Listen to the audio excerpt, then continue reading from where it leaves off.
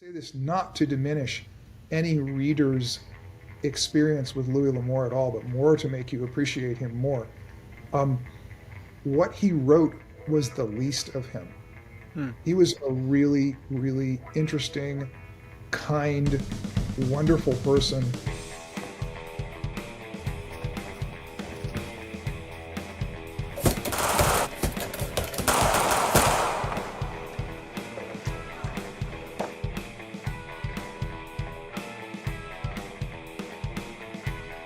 Welcome back to the Men's Adventure Fiction Podcast. Absolutely incredible event tonight. Crazy stuff going on. Very excited to be here. We just wrapped up the Men's Adventure Fiction May. Everything going on with that, with the publications and publishing. What was the grand total? Was it like 7 books, Luke? Something like eight that? in the 8? end, yeah. There you go, dude. Crazy, super exciting stuff. And we are now kind of in the mode to transition from the broader scope of men's adventure fiction and all of its different layers into focusing more on the Western. And today we have a guest who knows exactly what to talk about with that. And I'm going to stop talking so Luke can introduce this guy, and we can figure the rest of the podcast out. Yeah. So, guys, if you know this podcast at all, you know we've said it's the unofficial Louis L'Amour podcast, just from how much we end up bringing him up every single episode. So this is a thrill and an honor. So thank you, Beau, for being here. And you don't really need an introduction, but I do have kind of a introductory question to you. I find what you do extremely fascinating with these lost treasure collections, where it's like part writing, part forensics and research, and part restoration and curating. So can you just talk a bit about the audience who might not have picked up a lost treasures yet, and about what that process has been like for you and what you're trying to do here with that line of works? Okay, sure. So towards the end of his life, when we actually made a bunch of money and were doing pretty well, my dad had a big office, maybe 28 feet, 30 feet by maybe 15, 12-foot bookshelves all the way around on these giant doors that opened up. You can actually go to our website and see a picture of this. And there's more books behind. And but while my dad didn't let this get the best of the rest of the house, my mother wouldn't let him. His office was a mess, and it was literally, this giant office was hip high in piles of books and papers and magazines and old drafts of all kinds of stuff. There was a trail about this wide that led from the doorway to where his chair was. And then there was an area big enough for him to kind of roll around in a little bit. And then across at the far end of the room, there was a fireplace, not a fireplace, a couch that he occasionally would nap on, but it eventually got covered, and the trail that led to the couch kind of petered out, and you couldn't even quite get there any longer. And so when he passed away, it was my job to go through every single sheet of paper. And I mean, we're talking tons and tons and tons. I mean, I'm not going to, that's the way to talk about it, is tons. Yeah. And we found all kinds of interesting stuff. We found short stories that had not been published, that had been previously published but had not been published in book form. They'd been published in the pulp magazines. We found short stories, quite a few quite good short stories that had never been published, because the end of the short story period, as you guys are pretty aware, I think, from what you're doing, starting in the early 50s, the paperback and television really played havoc with the pulp magazines. And they started going out of business, one after another, pretty quickly. And all those writers who had had the opportunity to write for the pulps suddenly wanted to write for the slick magazines like Saturday Evening Post and Collier's. And the editorial standards of those magazines were considerably higher. And this is one reason that the 1950s, especially the early 1950s, was just like a heyday for great writers coming out of writing short stories. And there was an incredible amount of competition but there were fewer of those magazines, and they published fewer short stories. And so what you ended up seeing was everybody struggling to do the absolute best work they could ever do in their lives, to get these few slots that were left in those magazines, and in many cases not being able to. Dad was able to make that work occasionally. He also wasn't able to make it work occasionally, and that meant in the 1990s and early 2000s we were able to publish some really top-notch short stories. There was also a lot of correspondence. Dad kept probably every single letter he ever received in his whole life. I mean, every fan letter, every friend, every editor, everything. And then there were all kinds of notes on stories. Some of them were handwritten, some of them were typed, and there were lots of there were interviews that he had done. There's interviews that I had done with him. There's all kinds of things that I remembered. So now a true thing about the book business, just jumping around about Lost Treasures. That's kind of like where all the Lost Treasures material was. Mm-hmm. And there were many beginnings of stories that were in there, stories he was unable to complete, as well as the initial drafts of stories that got written later, as well as the notes pertaining to those stories that got written later. When you are a legacy writer and you're kind of running out of things to sell the world, you have bookstores, primarily the big chains. In this case, I believe it was Walmart, which is a huge, huge seller for us, came back and said, you guys really need to do something new, or we're going to have to start pulling you off the shelves. And we don't care if it's new covers, we don't care if it's new this, it's new that. You just got to do something fresh to like convince, I don't know, maybe the other executives, something like this, that there's something going on here. Mm-hmm. And I sort of said, well, if we're going to do something new, we're going to do something really new. And it's a very useful thing in the publishing business, if you're a legacy writer, to occasionally pull something out of a hat that the publisher didn't expect, the public didn't expect, okay? And when you do that, it's so much better if it's a freaking rhino, not a bunny. So I said, well, I'm going to do Louis L'Amour's Lost Treasures. I'm going to take every single story that I can find, that I know something about, that I know enough about to do something interesting. So if I can get 6 or 8 pages in the back of a book minimum, some of them go 40, 50, I'm going to do a postscript to, I think I've done 30 or so novels now where there's a postscript that'll have, it'll talk about Louis doing research on the story, us searching around in the desert for something. It'll be how he tried to get the story sold but wasn't able to get the story sold, and here are some early drafts, or here's a short story that later turned into a novel. It'll be like the story of how the story came to be. And sometimes it was the kind of the story behind how the movie was made. Yeah. And there's quite a few of not quite a few, but there's probably 4 or 5 of the Lost Treasures that go into kind of the Hollywood aspect of what was happening. Right. And so I packaged those up in the individual books, and then there were all of those beginnings of stories, some of them quite substantial. I mean, there's one of them, I think it's in Louis L'Amour's Lost Treasures Volume 2, which is over 200 pages. I mean, it's like 20 chapters. So it's the Ben Mallory in Tibet section, and it's quite a big 1950s era adventure story. And there's quite a lot of it. Some of them are quite short. Some of them have you can see how I would show how he would try different ideas, different approaches to try and get something going. Yeah. And sometimes I would take a whole number of drafts that he had done and combine them into like a best of. Nice. And then for each of those things, I would write the equivalent of a postscript that would talk about what he was trying to do, where the story was going. Here are some notes that sort of show how this story would have progressed. It's an exploration of a writer's life. I mean, I think you guys seem to have had fun with it, but I think for a fiction reader, it's a little frustrating because, a lot of the stories, some of them are finished, but a lot of the stories are unfinished.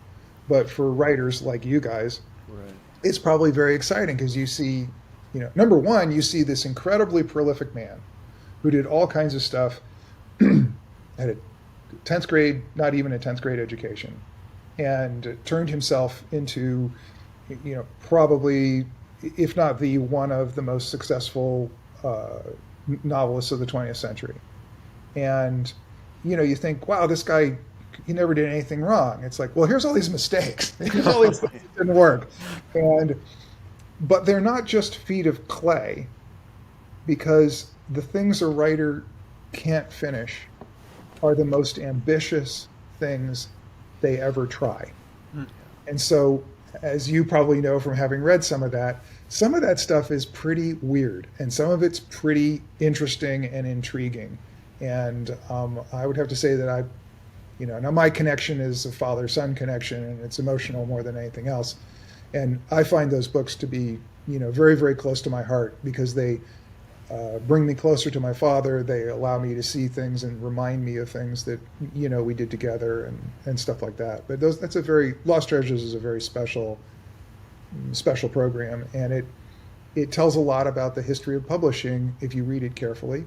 It tells a lot about the history of publishing in the 20th century.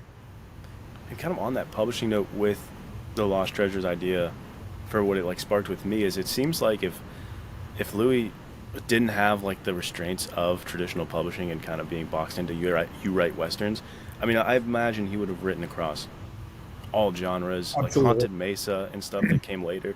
I bet you he wanted to experiment so much more, and we finally get to see some of that with what you're doing in Lost Treasures, which I find amazing. But picturing him in this KDP mindset and world, he would have Oh my God! wrote Oh my thousands God. of books. No, he would have ripped KDP apart. Yeah. It is so his. Well, you also have to recognize today, Kindle Direct Publishing has precisely the same relationship to the traditional book business that paperbacks did to the traditional book business in the 1950s. That That's publishers wild. they did not expect paperbacks to work. The mainstream publishers were convinced that, kind of in quotes, Americans didn't read. Yeah. And I mean, I don't know how they missed what was going on in the magazine stands, but it's publishing. It's a very snooty New York kind of upper crust sort of thing, especially back in those days. And there were fewer than 500 bookstores in the entire United States in the early 1950s, and most of them were in New England. Wow. And people got their books through book clubs, like Book of the Month Club type things, Okay. most of the time, and their library. If an author came in with a novel to a major publisher, and the major publisher was able to sell more than 5,000 copies, they had struck it rich. They were doing incredibly well. And the idea that you might move 1 million paperbacks in 6 months of one title was, no one could believe it. No one wanted to even think that it was possible. And there was so much prejudice against the paperback that Bantam, the company that my dad later had enormous success with, would not publish paperback originals. It had to come from a hardcover when my dad first started there. Wow. And when one of their editors, Saul David, recruited him to come in and work with Bantam, they had to create sort of a special thing where they found a little hardcover publisher, Jason Press, to go off and publish the first few Bantam titles that he did, so that Bantam could claim they weren't publishing any paperback originals because there was something bad about that. That was something that Gold Medal did, and Gold Medal was like low rent. Right. Okay. Wow.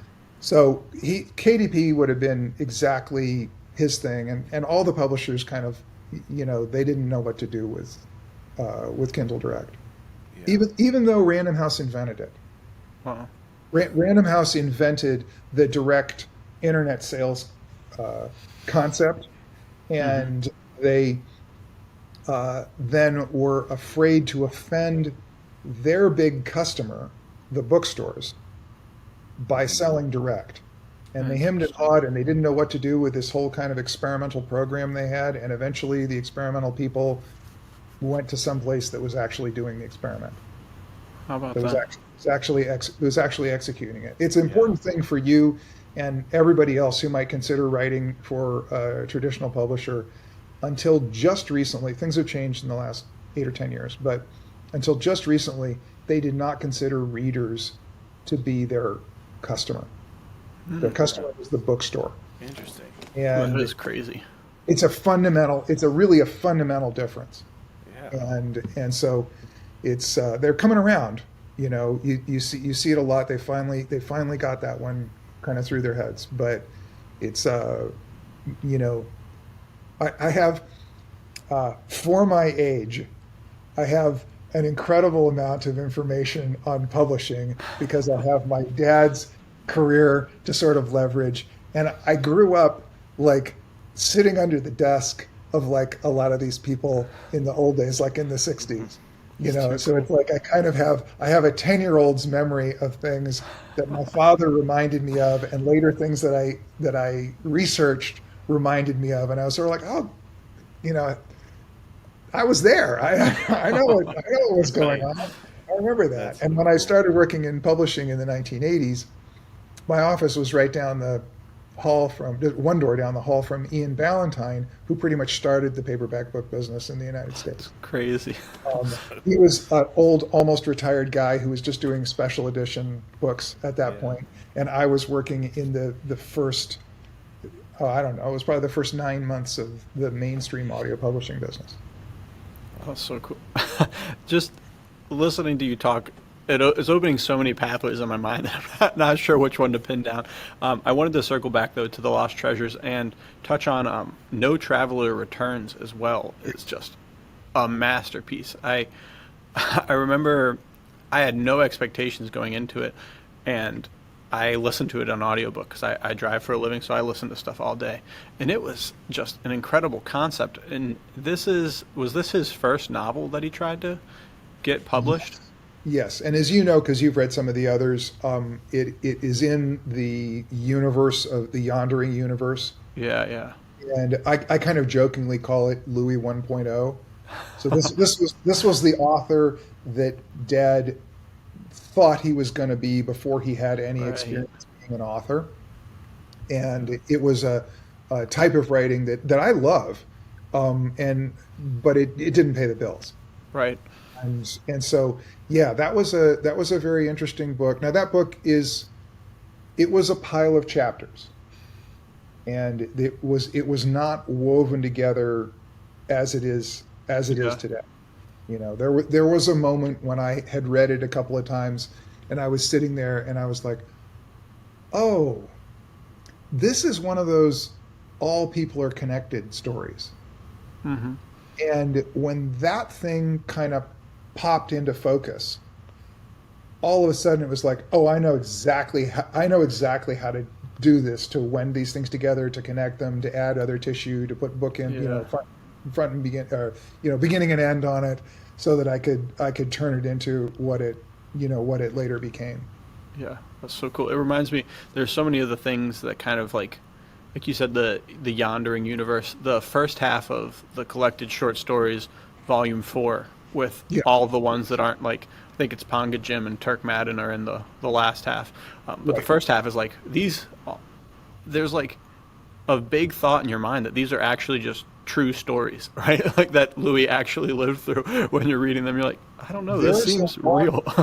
There's a lot of, I wouldn't say that it was all true, but there were a lot of characters that were directly based on people that he knew. There was a lot of truth in that fiction. Yeah, that's so cool. Have you read much Jack London? Decent amount. A bit of his stuff. So the two books that are really, really interesting to compare to one another are Martin Eden and John Barleycorn. Okay? Very few people have read. Not read Barleycorn. Definitely read Martin Eden. Read Martin Eden. Read John Barleycorn. So the fascinating thing is this is Jack London's vision of his life.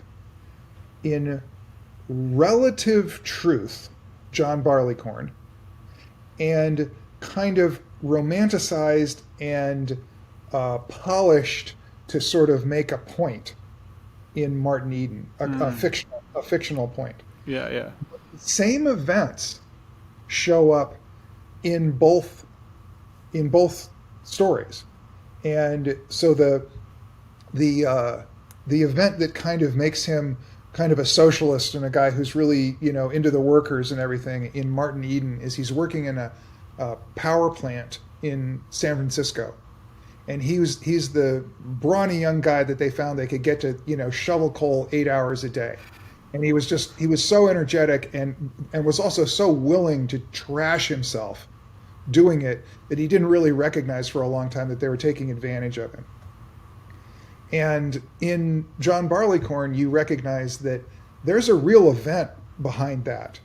But he didn't work in a power company, which is ever so manly and everything else. He was working in a laundry for a big resort in like Sonoma or something like that. Yeah. But it was the same thing. It's like the work just kept coming, and he just kept doing it. Right. And he was energetic enough, and they were exploitive enough to just keep his nose to the grindstone and use him up. And so it's fascinating when you see like how he adjusted the actual events to create the story in Martin Eden. Yeah, that's really cool. And your dad definitely lived kind of enough of the life, and that's what me and Nathaniel always talk about is missing from a lot of writers today. Is they just don't live enough actual life and get real experience that your father could like use as a roadmap to make these stories, and he's met people and he's kind of learned these lessons the hard way rather than just like, oh, I saw this in a movie once or I read that in a book once, or like, all thought, all concept. He actually did like the real living to back that up, and I think that's what makes his so textured stories. I would advise people to not necessarily decide they're going to join the Merchant Marine and do something. Do it if you want to, if you really have a calling for it, but you don't have to do it to be a writer. You do have to get out and do a bunch of things and like actually focus and understand what they're, what people are doing and how they're reacting to stuff, and not just sort of float through the experience. I mean, I know I've taken a lot. I wrote an adaptation of Murano of the Dry Country, one of Dad's short stories, for audio adaptation, and an incredible amount of the strife between the ranchers that came out was not word for word or anything like it, but emotional realities between people that I had learned working for a movie company that was disintegrating. Oh. And it was just you saw people who had cooperated very well, and as things got more and more tense, they kind of started tearing each other apart. And you just got to be alert to the experiences that are out there, I think. Yeah, it's just the human aspects of it all. Right. Yeah, that's too cool. Another question that I have for you, and you kind of touched on this in a lot of previous interviews, but I'd love to hear your thoughts on it, having been kind of steeped in publishing and all sorts of entertainment for however long it's been. What is men's adventure fiction to you? Like, how do you view this genre that we all love so much? I know what was really cool was hearing about you kind of like dissecting it in The Lost Treasures. We were talking about how a lot of men's adventure fiction was more like, okay, these are closer to true stories, and a lot of them have to do with like hunting and stuff like that. So I guess the question is, how do you view men's adventure fiction, and do you view it differently than it was originally, or how has it evolved in your mind? I think today it would be nice to take kind of a broad view of it, not the historical view of it. I think the approach that you guys take in a lot of the material that you put out is a broader, more modern version of it. So if I was going to track it historically, and I'm just making this up as I'm talking here, it's not something that I've done a lot of research on, but I would say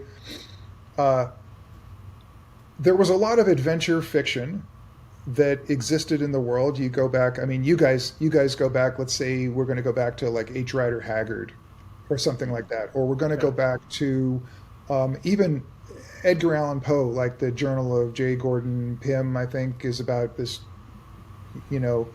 unfortunate trip to what ends up being Antarctica, and Very cool. things of that stuff, things like that. So you see it exist. Treasure Island, Yeah. maybe is also a good early example.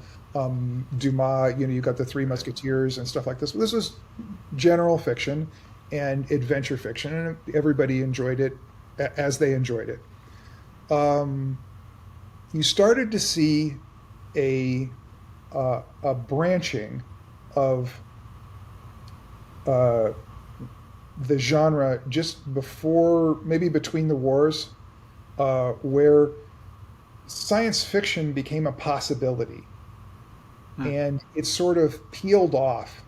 You start seeing it with Jules Verne, and but you also saw. I mean, if you think of Jules Verne, you'll say, guys going to the moon, that happens, okay, but you also have things like Mysterious Island, where the guys in a balloon are sort of blown off course and they have this adventure, and it's a completely terrestrial adventure, but in an exotic place because people hadn't been to every single place on Earth. And there were still mysteries out there. I mean, this is the horror of Google Earth. I mean, I have used this thing over and over writing. It's the greatest tool there ever was. But I mean, there is no Skull Island. Mm-hmm. It doesn't exist. It's got to be hidden under trees somewhere. Don't take this from me. There is no Skull Island. There is no Lost Continent, and you can see the top of Mount Roraima in Venezuela or wherever it is, and you know that who was that? Conan Doyle. It was an interesting place, but he had it wrong. There's no dinosaurs, and so what happened is as more and more exploration was done, you had people struggling to do more and more exotic things. And then eventually you have somebody like Edgar Rice Burroughs, who, I don't know how much you know about his life, but he had an incredibly adventurous life also. Okay, he was an officer in the 10th Cavalry, so a black cavalry unit in, I think it was Arizona, in the 19th century, and he wrote, and he was the oldest war correspondent in World War II. Wow. Okay, this guy just did all kinds of incredible stuff, but he wants to go to Mars, but he doesn't have a way to get there. So he has kind of this astral transition where this character, takes shelter in this cave and something weird happens and he kind of wakes up on Mars and he has all these experiences there. And so you saw the adventure milieu get kind of more and more exotic, and then science fiction did a firm peel, right, and went off and became its own, became its own thing. But even you guys are familiar with the Doc Savage stories, right? Yep. Yeah. So how much of that is right up to science fiction? Okay. Exactly. Yeah. It had to be. He kept it sort of based in the real world. It was, and of course, it formed the foundation of virtually every kind of like superhero comic, Right. and everything else there was, which did kind of go into sci-fi world because they were evolutions on what Lester Dent was doing with Doc Savage. But and so you saw those things happen. So it got more and more exotic. My dad was writing adventure stories. He was writing adventure stories about places that he had actually been in days when, if you lived in the United States and you got to Mexico, that was super, that was just as crazy as it got. If you got to Mexico or Alaska or someplace like that, it was, people didn't believe you if you said, people didn't believe him when he said he'd spent time in the South Pacific and Japan and places like that. And so he wrote adventure stories about those things. World War II comes along, and suddenly everybody's been everywhere. Everybody's drafted. Young ladies become nurses. They do other kinds of clerical work for the military and the State Department and stuff like that, all over the world. And their friends and relatives are dying all over the world. And the adventure genre kind of takes a hit. And my dad he came back from France in literally the first days of 1946. He went to a New Year's Eve party for Leo Margulies, who ran Standard magazines. And Leo took him aside at the New Year's Eve party and said, "Louis, you've got this background in the West, and you've written one or two Westerns. You really should write Westerns because we think this is going to be a thing." And I'm convinced Westerns became a thing because the old adventure genre, so I'll back up in just a second and talk about Westerns as part of that, but the old adventure genre, exotic adventure genre, high adventure genre, was kind of traumatizing. And, it's sort of like if in the 1930s, you went to Borneo or something and you were doing that like in a story that eventually became like an Indiana Jones story or something very exciting. But when you saw like 7 of your friends like killed and eaten by ants in Borneo, you want your adventure comfortably at home and comfortably in the past. Yeah. And so Westerns flourished because of that environment. Now, I'll back up a little bit. Westerns started as contemporary fiction, contemporary adventure fiction in the Westerns became a bigger thing in the 1880s. There had been a little bit of it, and obviously there had been frontier stories, Right. Last of the Mohegans, stuff like that before that. But let's say the Western is kind of super, very prolific popular culture stuff started in the 1880s with kind of dime novel Westerns and have evolved from that. But they were contemporary stories taking place in the exotic world that was beyond the Mississippi or beyond the Great Plains or whatever it was. And you didn't have to travel to the Far East. You didn't have to travel to North Africa to find that. And they matured and matured and matured. And, in reality, there were still Apache raids into New Mexico in the 1930s. Huh. So the Western period, it didn't just vanish. Yeah. And if you look at writers, I'll use Edgar Rice Burroughs for example. Edgar Rice Burroughs wrote several Westerns. They are not set in the past. They are set at the time that he was writing, which was like just in the final days of World War I and the early 20s. And in fact, you can even read an almost Western. Have you guys read The Mucker? Yeah, The Mucker is like up there in my top 25 favorite books. Yeah. It's too good. So The Mucker is, like East Coast gangster gets involved, basically ends up going out to the Far East and has like exotic high adventure type stuff in the Far East. But then there's Return of the Mucker, where also same so guy good. gets involved in a revolution in Mexico. It's a Western. Yeah.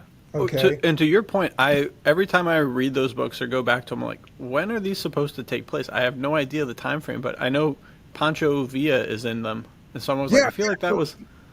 They were written right about the time they took place. If you were to read crazy.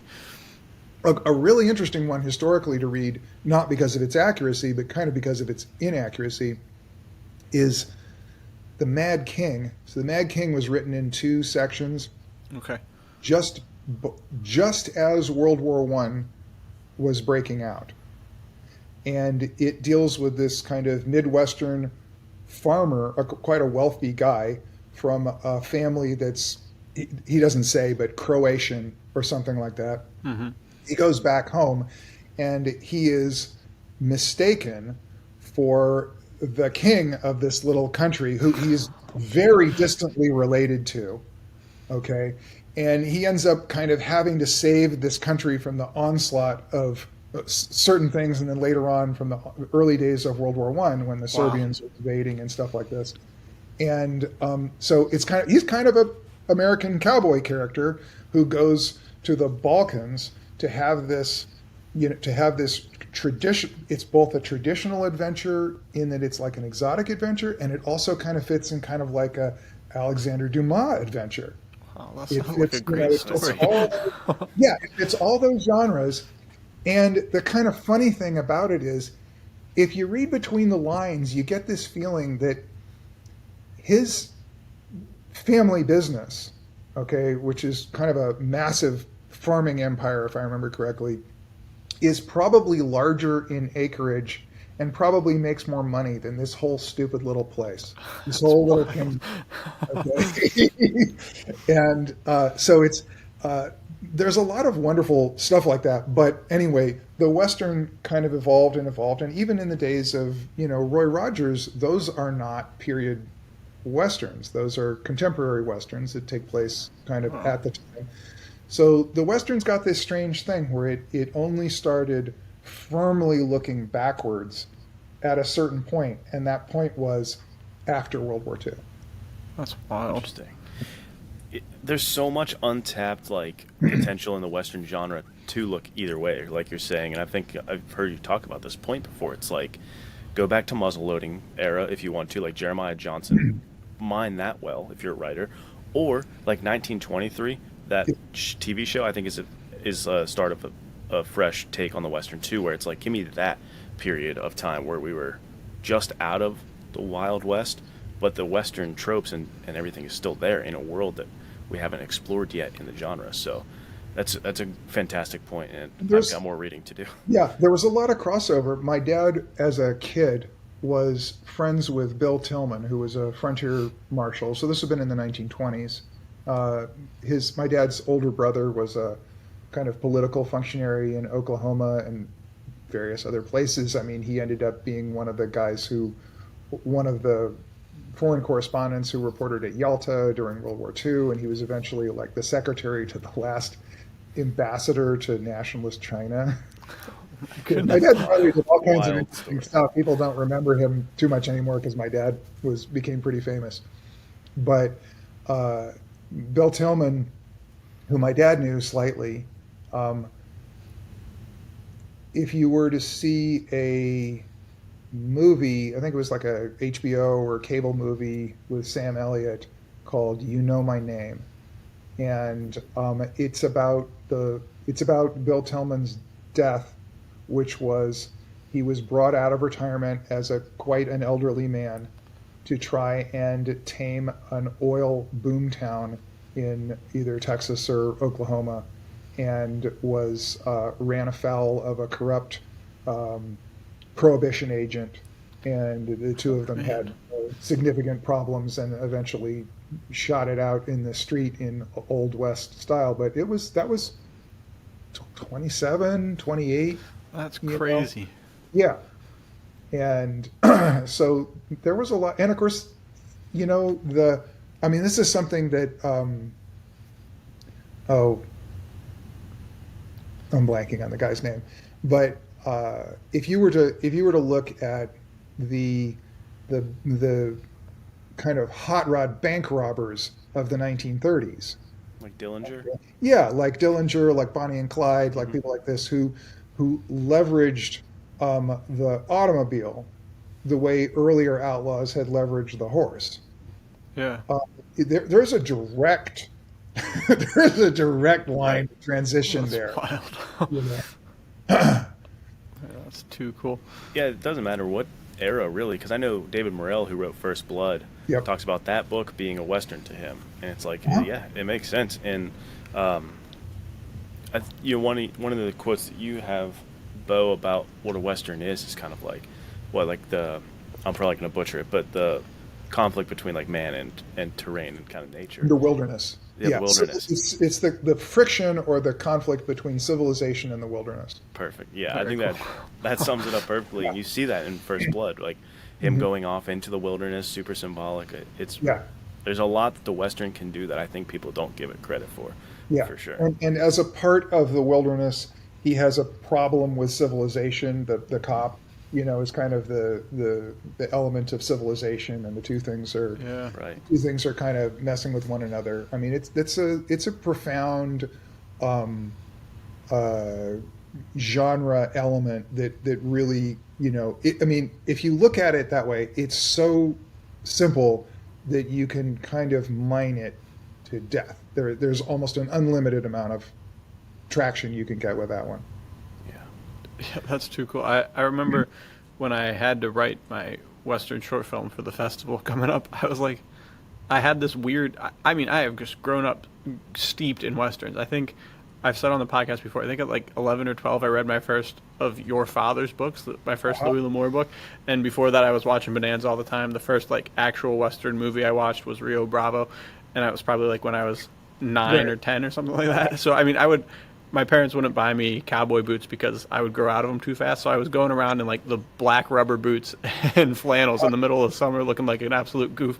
But as soon as I had to sit down to write this Western short film, I was like, dude, I'm having an identity crisis. Like, what is a Western? Like, is it just, what could it be? It could be literally, like, I think it was the broadness of, like, it can be anything.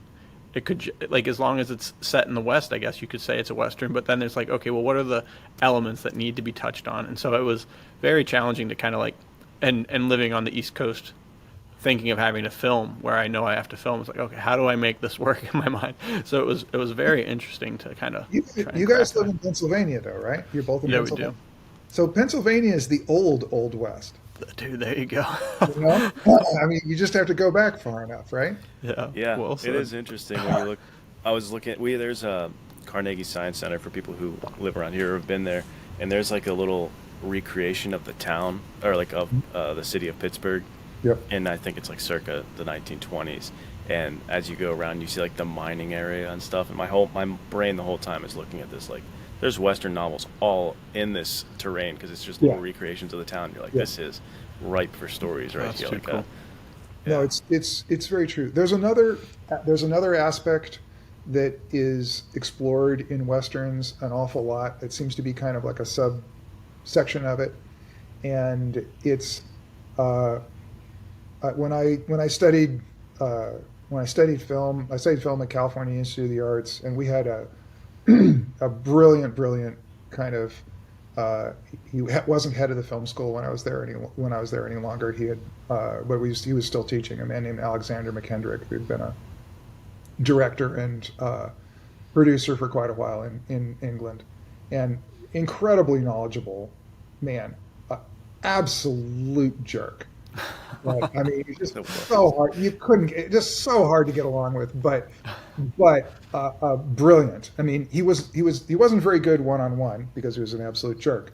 But in front of a class, nobody could teach like this guy. He was just amazing. I mean, it was like what you would expect at like Oxford or Harvard or something like that. It was extraordinary. And he would say that a Western is a love story between men. Okay. And what he means is an awful lot of Westerns are about strong men with strong personalities who don't necessarily get along, finding the conditions in which they respect one another at one level or get to the point where they cooperate and deeply appreciate one another at another level. And that's Rio Bravo.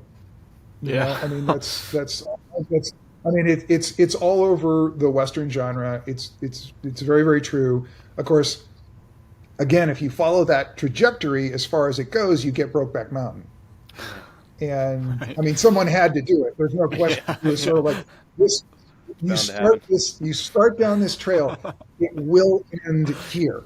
Okay. Right.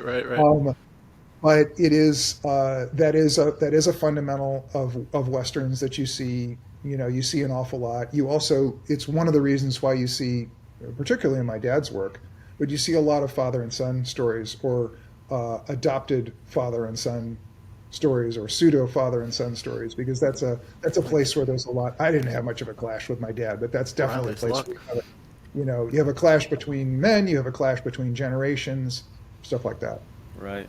Yeah, the surrogate father thing is huge in the stories, and that's one of my favorite things to read. And I know Louis L'Amour was the very first book I ever read to my son when he was way too young. He's not going to remember. He was a literal baby, like a couple weeks old. That's great, though. I was reading him Lonesome Gods. So I'll always have Lonesome Gods to be his first book. So that's amazing. My dad read to my sister and I at the breakfast table every morning from the time we could sit up straight until we were teenagers with our own cars. That's amazing. And he sometimes, at times he would read things that were appropriate for kids, but a lot of times he read stuff that he was reading, I mean, deep, I won't say super intellectual, but I mean, historical stuff. I'm not kidding. Pieces of like Gideon's Decline and Fall. I mean, just like all kinds of stuff. And it was, he probably picked the more entertaining stuff later on when we could like object to the fact that we didn't get it or we, whatever. But he started with stuff, just to get us to appreciate the sound of words and so that sort. So no, that's super, super important. Yeah, that's too cool. And there's no better place to start than the Louis L'Amour books, I think. Like, For Nathaniel real. and I have said, what we find so interesting is that, like, you basically could hand the backlist of Louis L'Amour books to a young man who hadn't had a father and be like, this is basically roundabout a lot of what you're going to need to know. I get letters from Yeah. people saying that happened to them Wow. all the time. And, believe some of them tragically got it late, like in prison. Yeah. That's a really, really common story in our lives. That's crazy. Is somebody saying, your dad kind of like straightened me up and became my father through his work, but I only got it once I was in jail. Which, Go ahead. oh, sorry, Nathaniel. I was going to say, it brings us to one of our questions that we had was, like growing up with your dad being your dad, how did these stories affect your understanding of like masculinity and all these lessons we're taking as readers? Because this is like your dad writing these. What was that experience like? I think I didn't get the same experience you guys did. Right. I took a lot of it for granted. In other words, I was so seeped in it. It wasn't like I was saying, "Oh, I don't care about this stuff" and everything, but it was just, it was around all the time. I think he personally was a much bigger influence than any of his work, and my dad was, maybe not the kind of person that a lot of people would expect. There's a certain kind of person takes a certain type of thing away from writing. And if somebody was to decide he was an incredibly kind of overtly macho guy, that wasn't true. He didn't have to be overtly macho. Okay? I mean, it's kind of like he was just so comfortable being there. It's, he wasn't the kind of, he didn't throw us in the river to make us swim like Hondo. He didn't, it's like we didn't have those kind of lives. He presented a picture of the world simply by being in it. I mean, listen, you've read Lost Treasures, like the beginning of Louis L'Amour's Lost Treasures, Volume 1.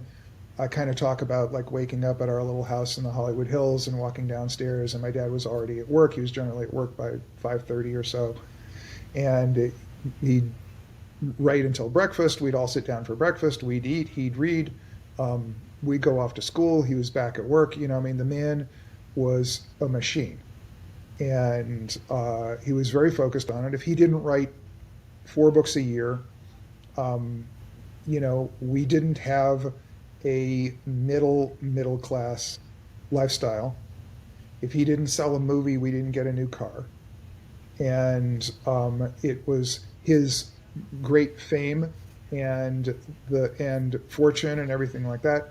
Those things came when I was a mid teenager, so it was the mid 70s when that kind of thing happened. In fact, the Western was kind of declining as Louis L'Amour's popularity went sort of up and up and up. Wow. There's all kinds of reasons, kind of interesting reasons for that, but we didn't have like a super privileged young lives. By the time I graduated from high school, you'd never know that. I mean, we were living in for people who don't understand Los Angeles, we were living in Beverly Hills. We weren't, but imagine that we were. Right. And it was and hanging. We always spent time with interesting other people because My parents had a lot of kind of fascinating friends, and we ran on to all kinds of people because of my dad and what he did. But I don't know. It was just a lot of it was just the example of him being him, and I think us slowly finding out more and more about his background and things that he'd done in his life, just kind of as they came up. And so it's a different experience, I think, than somebody reading him. At the same time, I'll say, and I say this not to diminish any reader's experience with Louis L'Amour at all, but more to make you appreciate him more. What he wrote was the least of him. He was a really, really interesting, kind, wonderful person who earlier in his life probably had not been all of those things. And right at the time when as he became more well known, a lot of people get to that point in their lives and they become kind of intolerable. And my dad he stepped into success and fame and stuff like that like it was a suit that was perfectly tailored for him, and he just pulled it on, and it was no problem at all. And it was he was a remarkable human being. You also have to recognize that he was 53 when I was born. He was very mature. He a lot of the craziness of youth had been long before. Fair enough. That's too cool. It's so cool to hear. Hearing you say like his writing was the least of him in a positive way is really inspiring to me. I remember, I have not written much at all. Like, I am not prolific, and I'll probably never be as prolific as Louis was.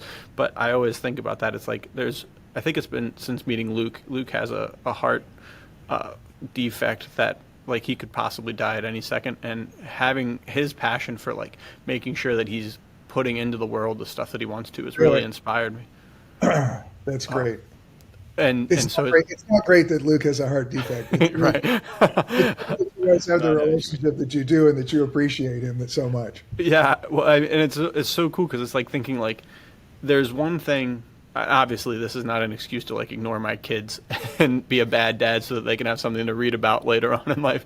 But it's like to have my work flow out from that, and then to have that be something that like in 2 generations they give a book and they're like, yeah, your great grandfather was like really cool, and it was the writing was good, but the person he was even better. Like to have you here on the podcast telling us that about Louis is like, that's the comprehensive man that Luke and I talk about all the time. I mean, we talk about like, yeah, you have some like super intense men's adventure fiction characters who are like, okay, they're like horribly unbalanced, and they're probably like not someone you ever want to be around. But I remember, and I think it was Lost Treasures Volume 2. You talk about him like going into an office, and he had a desired idea in mind, and the guy was like, I'm not doing it, and he literally just like sat there until he did it or something along those lines. And it was like that was go yeah yes. you could tell the story better than I can. he came, Saul David, who is the editor in chief of Bantam Books, was looking for a Western. They had published, I believe it was Max Brand, and they were looking for somebody to kind of fill out their roster because that guy wasn't writing so much any longer. And he came out to Hollywood to do something, and my dad found out that he was there somehow and basically just barged into his hotel room at the Beverly Hills Hotel and said, I'm a Western writer, and I'm gonna, you need me, you need me in your company. And I mean, my dad was just barely making it. I mean, he was just barely holding it together at this point. And he said, I have some things for you to read. And Saul, said, well, okay, I'll read them. And he says, okay, do it now. It's like, I'll wait. That's amazing. Basically, I'll sit here until you hire me. That's too funny. What makes it funnier, the thing that I almost couldn't express in the piece that I wrote, was that Saul was the harshest man alive. Man. Okay, this guy was. I mean, he he later worked in the film business, and I mean, people would be, if you said you knew him, people would like start crying. Just by the fact just you mentioned his name, and they're just sort of like he did something, he like gave them a dressing down about something, and he was just this. He was this little, super tough Jewish guy, but he just and unbelievably smart, and he just had this way of like he could like say the one thing that would make your ego just collapse. Yeah. Okay. And and people were just everybody was terrified of him. It's like, oh no, you knew him? Like, get out of here. He was always very good. He really respected my mother. He always cared for us very much, I think. I don't know why. Maybe because we like cut him some slack. Yeah. And so we were all very close, but he was the guy. I mean, it was basically my dad went in and faced down a person that half of Hollywood later would say was like the most terrifying human being alive. Oh, that's too cool. Yeah, that is an awesome story. Yes. And that gets back to what you said. Like, yeah, he didn't throw you in the river to see if you could swim, but he had this like the grit and determination that is the backbone of almost every character he wrote, and I think that like makes him even more layered, right? That he wasn't like he had nothing to prove. It seems like he wasn't the guy who was like, oh, I'm gonna see someone who pisses me off and go fight him because I gotta prove that I'm the comprehensive man. He just was him.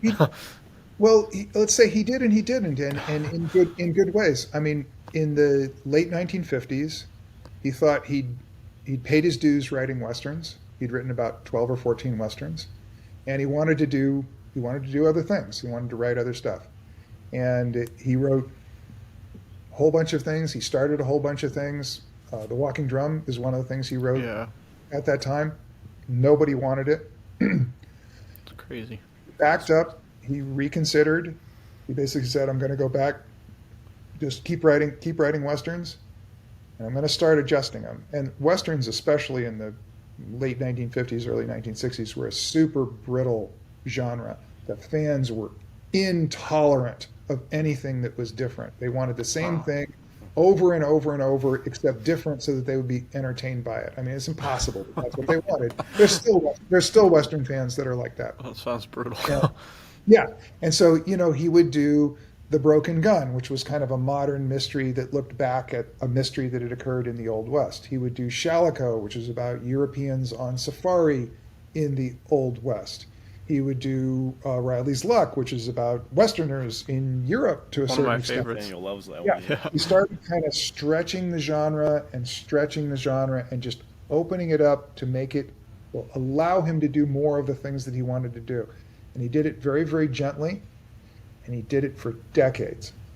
And eventually, he lived long enough to sell The Walking Drum, to write Last of the Breed, to write Haunted Mesa.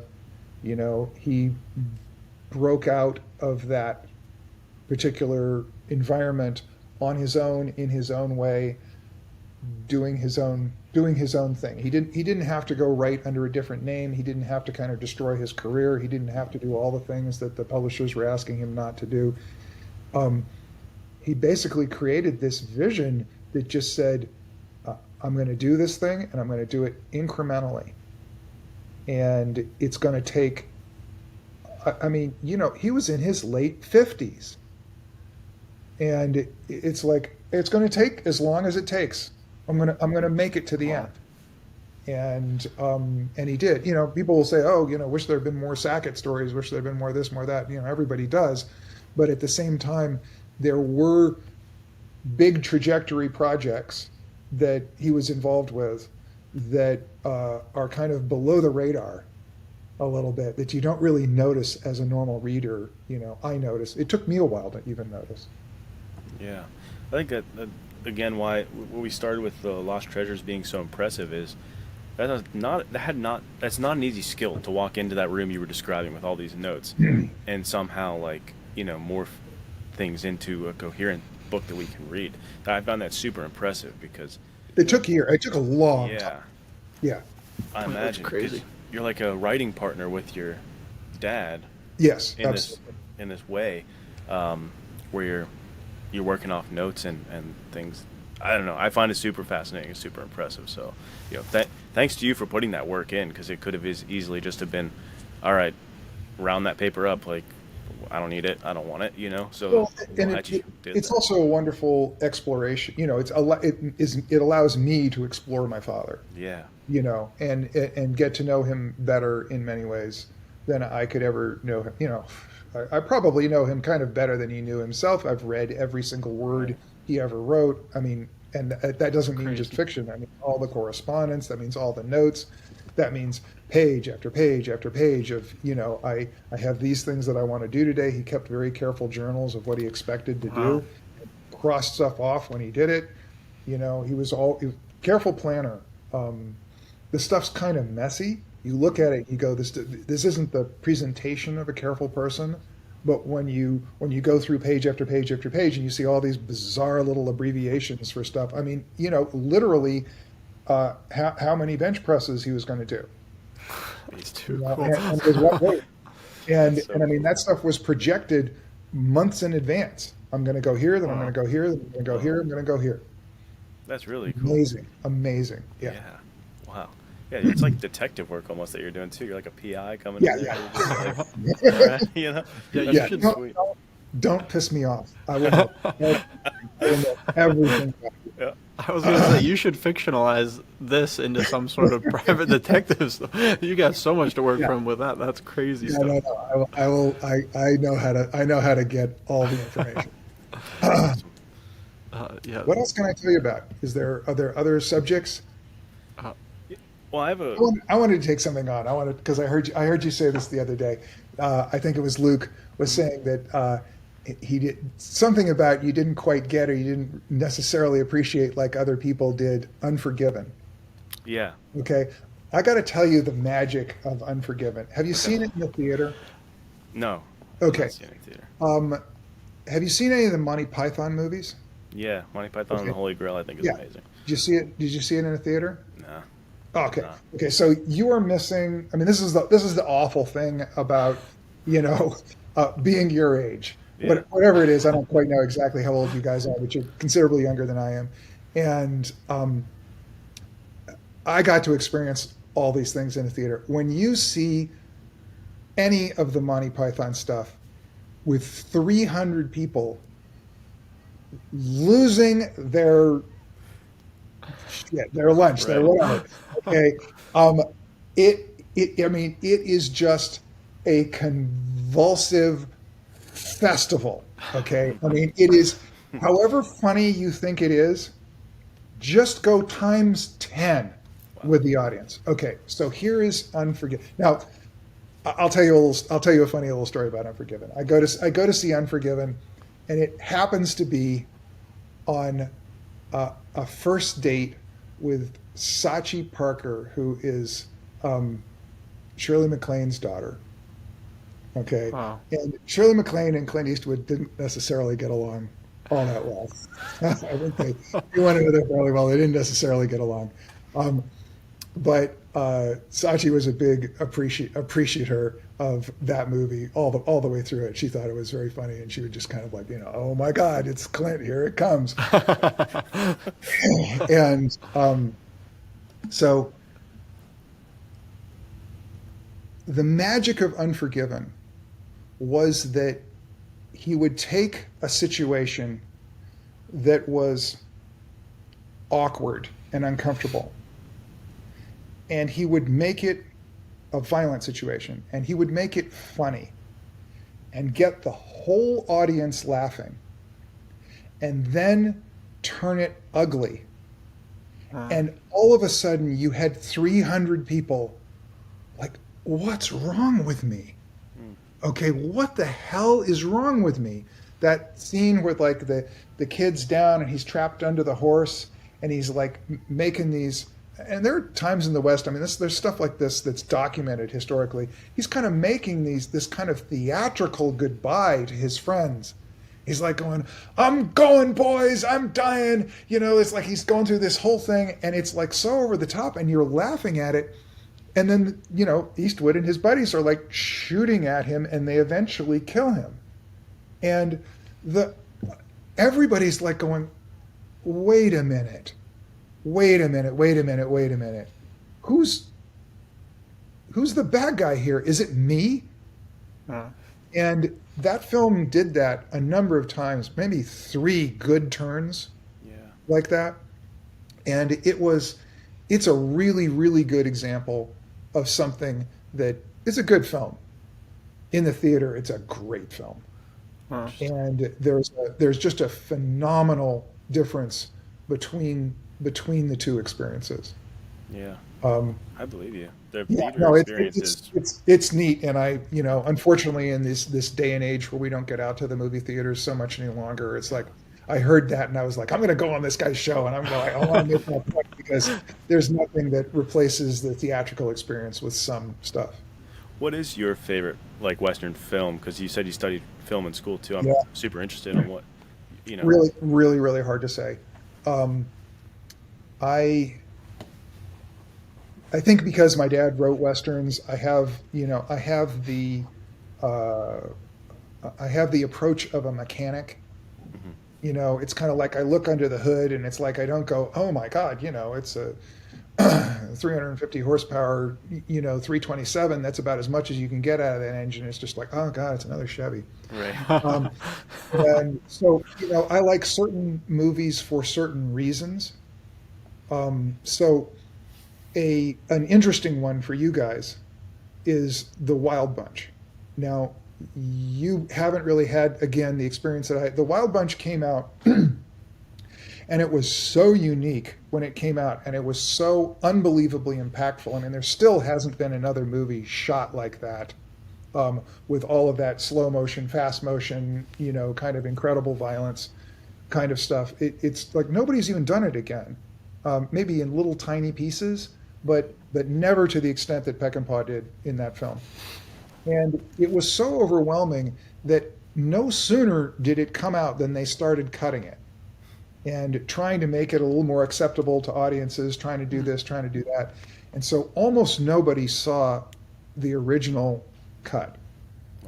And when it was restored, which you now can see the director's cut of The Wild Bunch, one of the things that's really amazing about it is how it addresses the Western genre in 1969, but never says anything about it. So it's a sort of a post-Wild West Western, it's like 1912, 1914, something like that, maybe 1915, just before like the Pancho Villa era. And these are kind of old Wild West characters.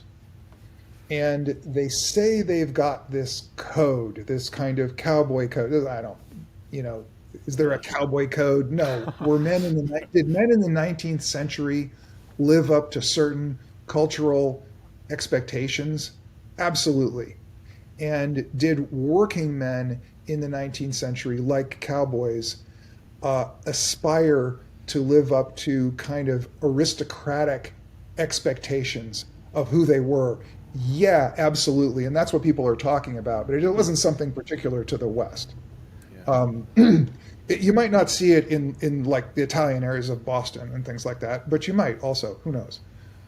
Anyway, in this story, these characters think they have this code, and they abandon their friend, and they do this bad thing, and they do that bad thing, and eventually their other buddy is captured and taken by the Mexican general, and ultimately, what they decide to do is they are so disgusted with themselves for never living up to this code that they supposedly have, that they go there not so much to save him, he's beyond saving, but it's a suicide. It's we haven't been living up to our own expectations. And the problem with it is that Peckinpah was so confident in his audience at the time, an audience that really, really, really understood Westerns, that he could bring that all in between the lines. And it was brilliant. And today, I don't know that people get it. And I don't know that people really got it so much at the time either, because the movie was just quickly cut and cut and cut and cut and cut. And so it was in constant flux the whole time it was out in its initial release. So that's a favorite one. I love The Assassination of Jesse James by the coward Robert Ford. It's not so much of a Western. It's not so much of civilization against the wilderness and things like that. But it is something that Hollywood does exceptionally well. Another example would be The Talented Mr. Ripley, the one with Matt Damon. Yeah, I love that movie. That's great. Those two films are kind of an exploration of stardom and stalking, of somebody wanting to be like someone else and giving that someone else so much of their internal power that they eventually they want it back, and they eventually kind of have to kill them to get it back, to sort of become themselves again. They have to perform that murder.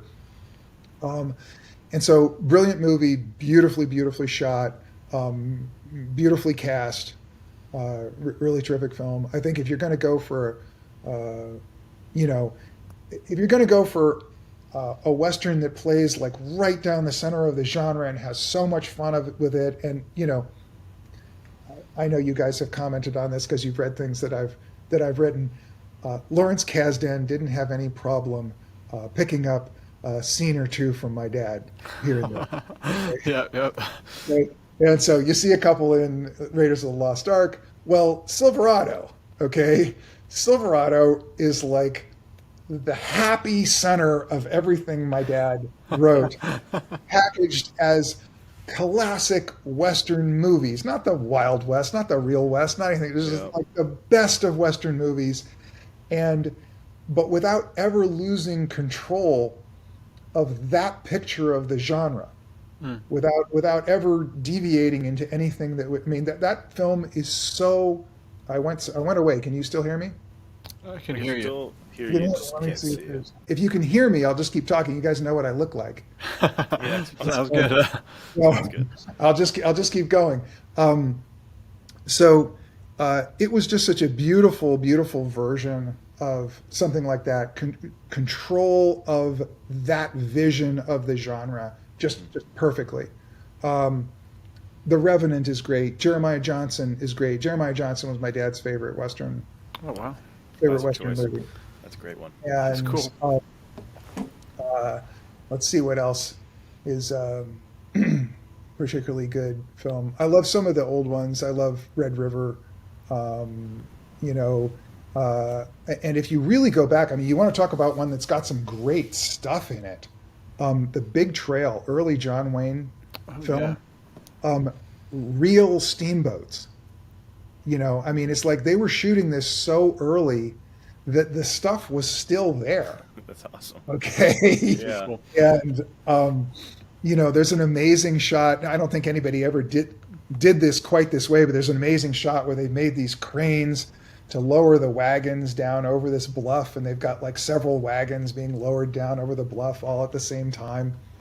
And it was a terrific film. That's like when they actually went out there and made movies, in the wild. It's like people didn't stay in hotels or anything of the sort. That's too cool. I'm trying to think.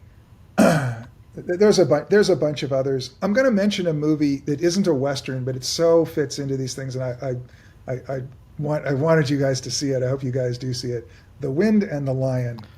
Yeah, we were just talking about that. Yeah, we were. That you told us to watch that one. You've got to. This is, it has Western elements in it, but it is like, it follows a woman, but it's definitely like men's adventure fiction. Very cool.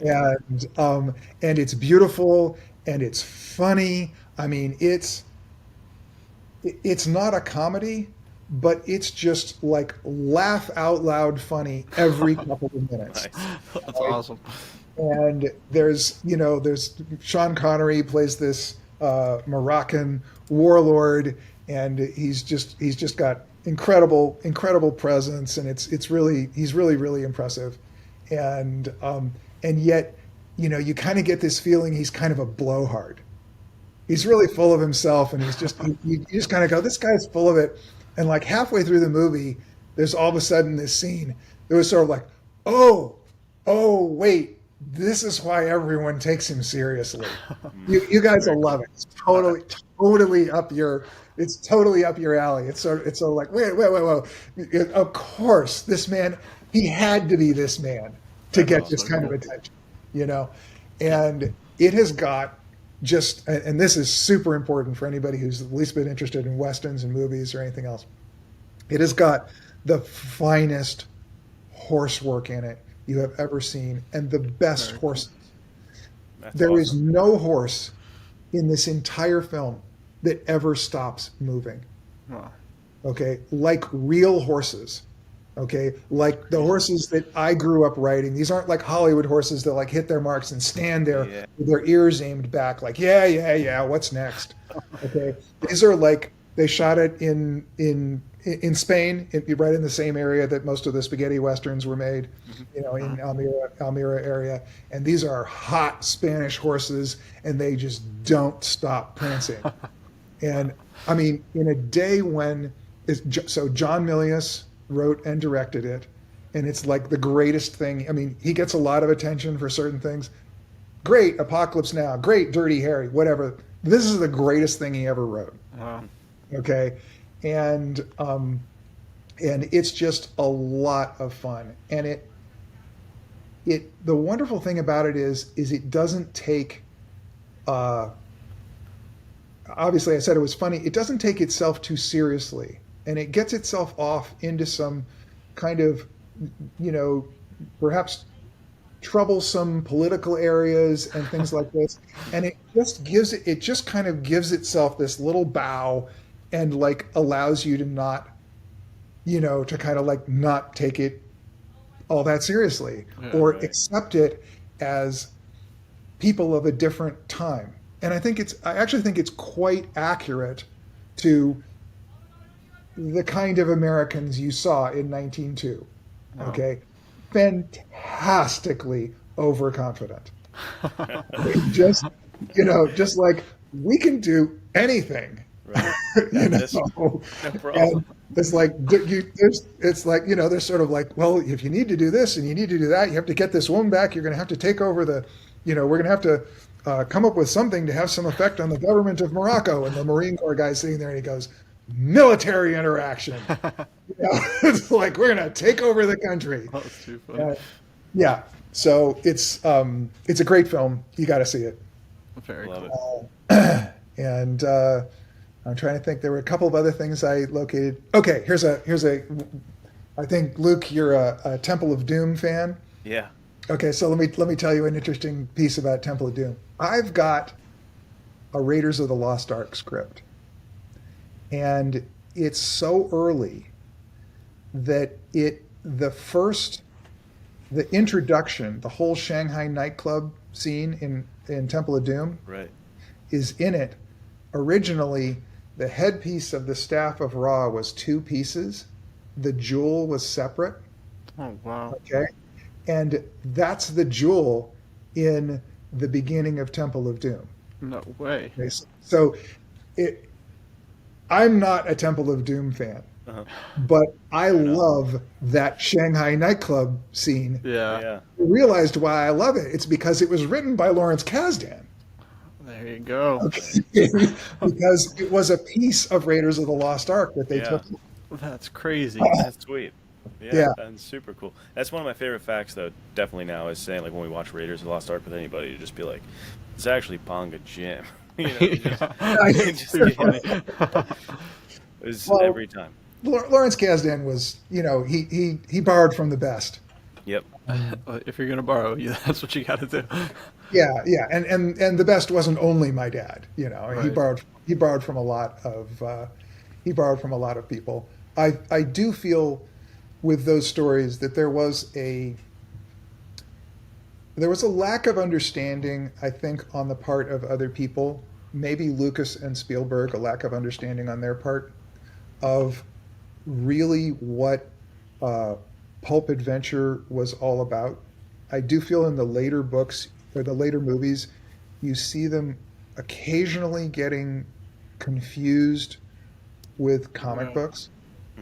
And you see more and more kind of elements that might have shown up in a comic book showing up in the later films. Whereas when you look at Raiders of the Lost Ark and the Lawrence Kasdan script, and there was another guy who was involved with Raiders of the Lost Ark. I'm trying to remember who it was. It was the guy that Philip Kaufman, and directed Unbearable Lightness of Being, and he also, I think he was fired from the Outlaw Josie Wales. He was the first director of Outlaw Josie Wales before Eastwood took over. Yeah. And so there were some aspects of Raiders that didn't make it into the later movies. Yeah. There's kind of this razors. Oh, go ahead, Nathaniel. I was the new Apple Plus movie, Fountain of Youth, just came out, and we have a Discord where we talk about men's adventure fiction all the time. We were all kind of like talking, like it was a fine movie, but it's kind of an example of like, okay, this is why they don't make movies like this anymore, because they can't quite figure it out. Like Raiders of the Lost Ark is near perfect, but for some reason, and it's true even of Indiana Jones. I mean, you watch Dial of Destiny or Kingdom of the Crystal Skull, and you're like, man, maybe they should stop making Indiana Jones movies. Like maybe this style of movie just can't be made anymore. And I think I never thought about it until you said it. Like maybe it is the marriage of, okay, this is a pulp adventure, but we don't really know what that is. So let's make like comic book stories and try and like slide it under the radar. Cause that's really an interesting thought. Or and this I think would fit into Lucas's personality also. They also got a little confused when it came to, kind of the two-reeler adventures like Buck Rogers and stuff like that. Yeah, yeah. So they're thinking of movies, but a certain type of movie. I mean, there were movies like Raiders of the Lost Ark that were made in that era, and there was. Some of them are fairly well known. Some of them are kind of forgotten. Alan Ladd and Bill Bendix made a whole bunch of these kind of adventure movies that I grew up seeing because I grew up in Alan Ladd's house, and so we had like every Alan Ladd movie ever made that that we would just like throw on the projector and watch. That's awesome. And so there are some of those, but yeah, I wonder if they got a little bit confused. You also see a lightening in attitude or a less focused or serious side to George Lucas. You saw it show up in Star Wars when originally Han Solo shot first, right? Mm-hmm. And then it was sort of like, no, we can't have that. He's not a hero. It's like he's not a good cowboy if he doesn't if he blasts a guy. But it was funny, and it was appropriate, and it made that character. And when you start having qualms about stuff like that, that isn't really the pulp adventure thing. Was a little bit. It was a general fiction, it was something that you would let your 12-year-old son read, but it wasn't something that was inappropriate for an adult audience. It wasn't too lightweight for an adult audience. Yeah. And there's I'm just not sure that an awful lot of people really understand, that particular thing. Yeah, and as you've seen it evolve, there haven't been too many good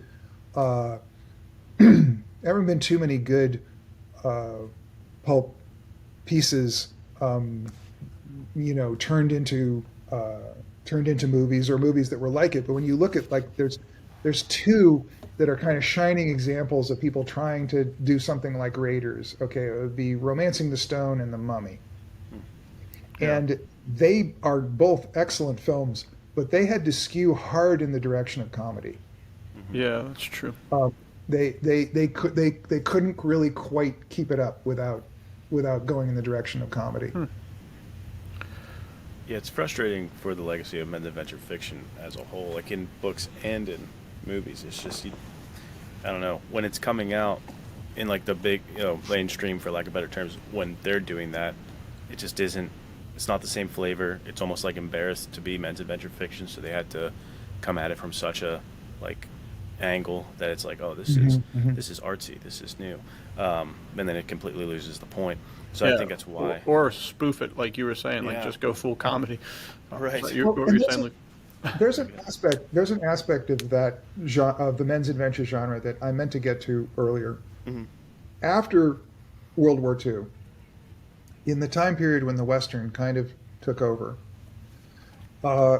this is when you actually saw the thing called men's adventure show up. And it was weird, because this was, like weasels ripped my flesh. This was, and it kind of had to do. It was like, it was like some of it was, we're trying to represent it as a true event.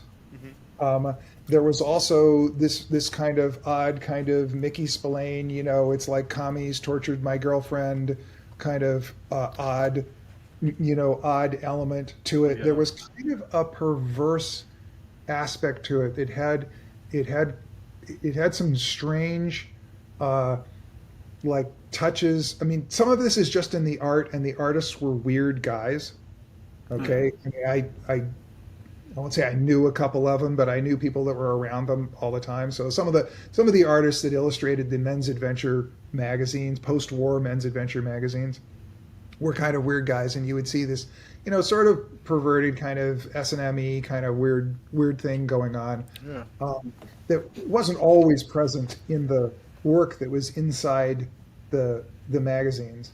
But I look at the post-war stuff, the brief period of the men's adventure pulps that lasted probably from the early 50s into maybe the early 60s, and they're kind of a shadow of what you saw before the war. It's a genre that's trying to figure itself out. I think the Western stole a lot of thunder from that genre, and there was some really good stuff written in it in that time, but it's lost in the midst of a lot of odd material. Yeah. And I think your point was so, like, just elucidating on a question me and Nathaniel have always had that's kind of confused us, which is, why did the adventure reader change so much? Like the readership of who was reading this, when it was coming out back in the day, they were soldiers and like people who were coming back from the war, and then now people who are reading it are more so, it's like they're reading for escape, like they're coming more from a comic background or things like that, like comic books and stuff. It's like the readership completely flipped. And I think your point was amazing although it was almost traumatizing at a certain point to read that fiction if you were a part of that world. So it's like, I'm no longer in that market, I'm leaving, like that kind of reader. So and science, there were two big kind of peel-offs. Science fiction, okay, ripped away a bunch of the audience. That was, it's like, think of who's read Doc Savage that didn't go on to read Robert Heinlein?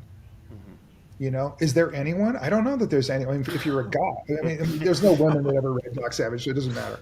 But it's like there's a trajectory in that direction. right. And so if you peel off the Western to the right, and if you peel off science fiction to the left, there's this kind of core that got left behind, and that sort of struggled to find its way. And then you saw things take over, and you guys have talked about this. So who took over immediately? James Bond. Okay, right. So it plays a little bit in the kind of weirdo aspects of men's adventure fiction, and then transcends it, and then became such an iconic thing all to itself. Right. Now there are people who are enormous James Bond fans who have never read a page of Ian Fleming.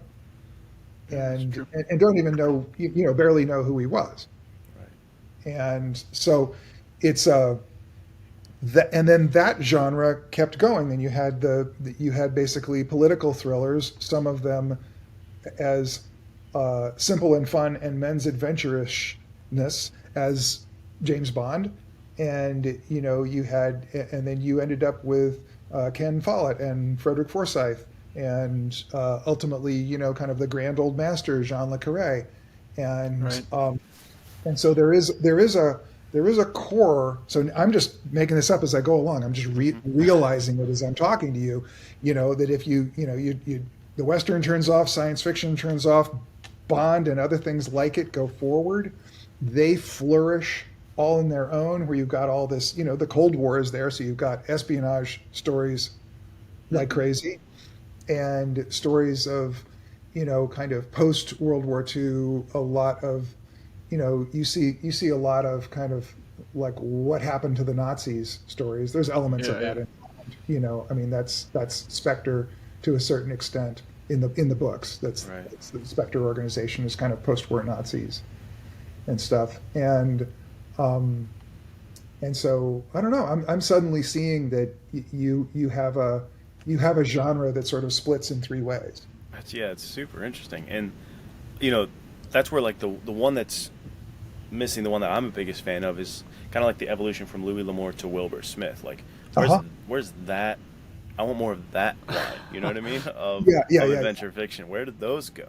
And Wilbur, there's so many people in the United States haven't read like the classic Wilbur Smith from the 60s and 70s. Yeah. Where he did that whole kind of wonderful history of South Africa and Rhodesia in fiction. And have you guys read Eye of the Tiger? That's the one I have not, and people keep recommending it to me. I want to read it so bad. It's the best book he ever wrote. I've heard this multiple times. I'm so excited to read it. And I think it's the only novel he ever wrote in first person. And it is a great treasure diving. Yeah. Okay. I mean, if you're into like diving for treasure, it looks like a Dirk Pitt. The Eye of the Tiger just rocks. Okay. So it is definitely a wonderful, a wonderful experience. If you haven't read it, you're going to have the best time. Super excited. And you're going to sit there and you're going to go, oh, I wish like 15 years ago somebody had broken Jason Statham out of doing this like boring thing that he does over and over and over, and like stuck him doing this, because he's like right at the time when he was emerging from the British film business, would have been like perfect. Yeah, I know. This is like the third week in a row we're talking about how disappointing Jason Statham's career has been. Dude, what a great guy who could have had so much potential and just did not. I mean, you said it perfectly, Beau. That was spot on. We don't know. And people, people come back, people go forward and back from different things. You see nobody. I mean, look. Liam Neeson's in the same position, okay? But Liam Neeson did a whole bunch of stuff where he barely could get out of his own way, and then all of a sudden you see stuff like Schindler's List. It's like all of a sudden he became, it was the right time. It was the script showed up, he was in the right time, he was in the right place, and all of a sudden, you see just wonderful things occur. If you look at, I mean, to take a completely different example, look at the career of Jennifer Connelly, okay? So you go back to like a whole bunch of movies, maybe like John Hughes movies and stuff, where she was just a babe. And she was really, really, really a babe, okay? And then she sort of disappeared for a few years. And she came back kind of out of nowhere as this significant actress. I mean, she came back as a mature woman who just knocked the ball out of the park. Yeah. And it's, you don't know. You got to just keep your fingers crossed for your favorites. Right. Yeah, it's the Matthew McConaughey for girl edition. Yeah. He was the shirtless, just handsome guy, and then he was oh, I'm a serious actor now. Check it out. It's, Yeah, no. I mean, and it kind of took a career downturn to spin him in that direction. so there's hope for Jason Statham yet. Yeah. Dude, yes. No, I love it. He's coming around. This whole conversation is kind of, and you may not know the answer, but I feel like if there's anyone to ask, it's got to be you. Why do you think, when you read a Louis L'Amour book, when you read any of these kind of like earlier books, they're so chock full of action and adventure and tension and suspense, while still having a very like well-developed plot with themes in it. But now so many of the political thrillers you read today, or any thriller at all, is like tons of different perspectives, and the action is maybe where it's like if you had 100% action being a Louis L'Amour book, where there's going to be like maybe a fight scene in the first chapter, and then there's going to be more stuff like all throughout the book. In more modern storytelling, especially on the traditional side, it's like, okay, we'll give you like maybe a third of the action that was in these books of old. Do you have any idea like where that shift came from? I think so. First of all, a lot of it comes from the authors who forged their talent writing short stories. Okay, so they wrote that brevity was a quality that was very important. If they wanted to get anything in the story except the most basic material, they had to do a lot with a little. Mm-hmm. And so I tend to say that, and we should spend some time on this because you guys are writers, and I mean we should, if you've got time, I've got time. Let's talk about writing. I wanted to ask you how long you could go for, because I could sit here all night long. All right.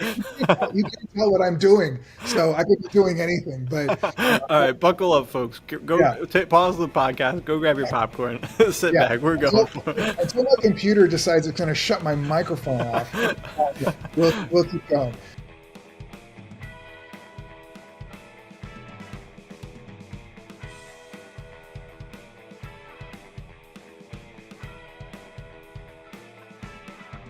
Man, what an incredible episode so far.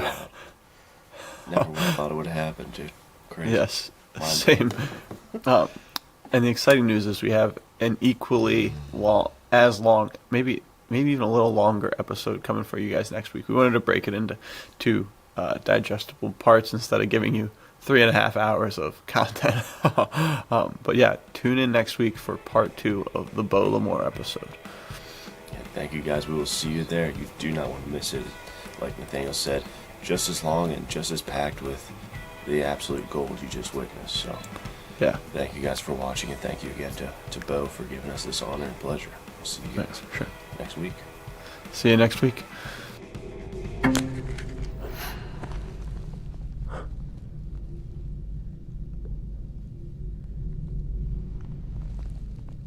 How old was she?